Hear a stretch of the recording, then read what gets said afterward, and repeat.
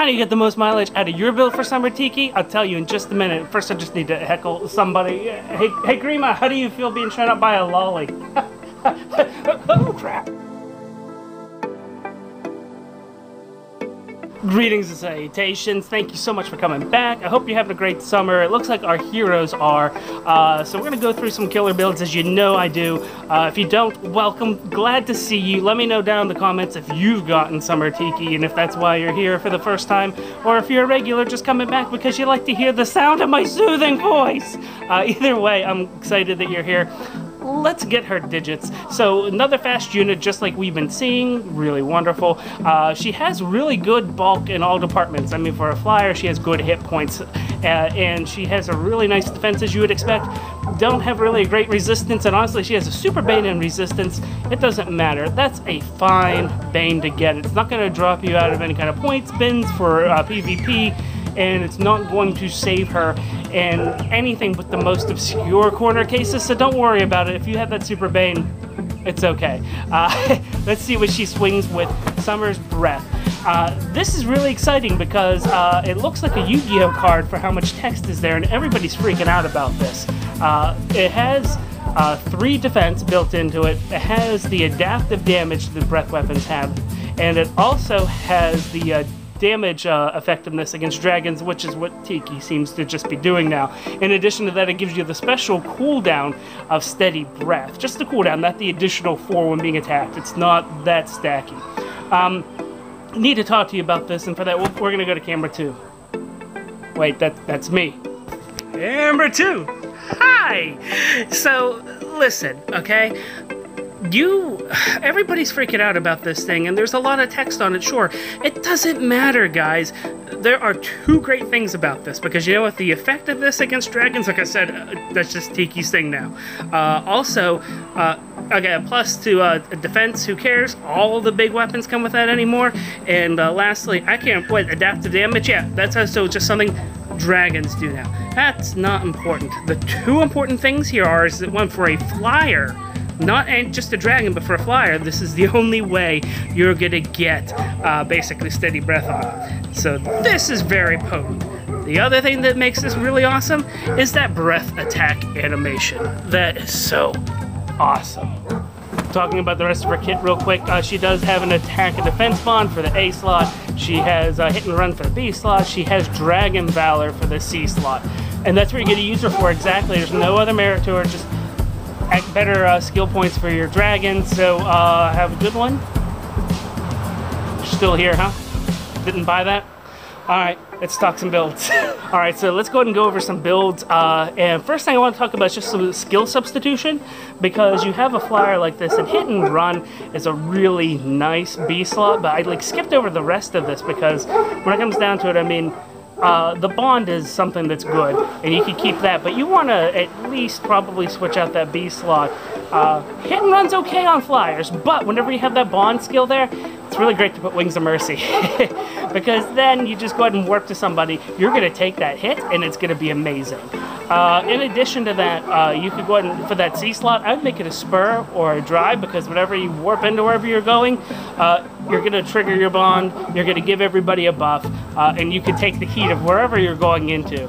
It's just a wonderful combo, so that's what I would recommend doing. So the first question on our mind is that does she use distant counter well? Let's find out. The answer is yes, she uses it rather well, but I do have a quip about this. So distant counter A slot, I do quicker riposte to the B slot, and that's actually important on defense so that she gets more kills against several units. Otherwise, she's in a couple of fights where she just gets tapped out, and sure, she's on the defense, so I mean, she's technically blocking against things. With a couple of choice buffs, it'll go south for her. If you're really serious, just run quick riposte on her. It'll be okay. And the way I like to always evaluate these builds, if you've been with me, is with the DPT, Deltran's PvP threats. If you go to the Andu2 GitHub simulator, you're going to go ahead and find that in the list, so you could go ahead and follow along at home.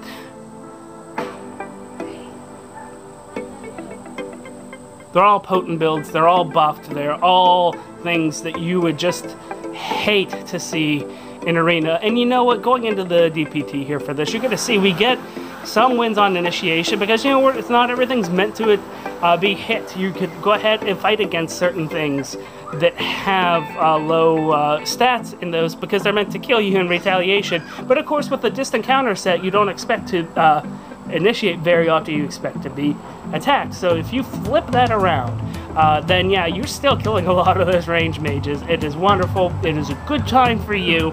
But here's my thing.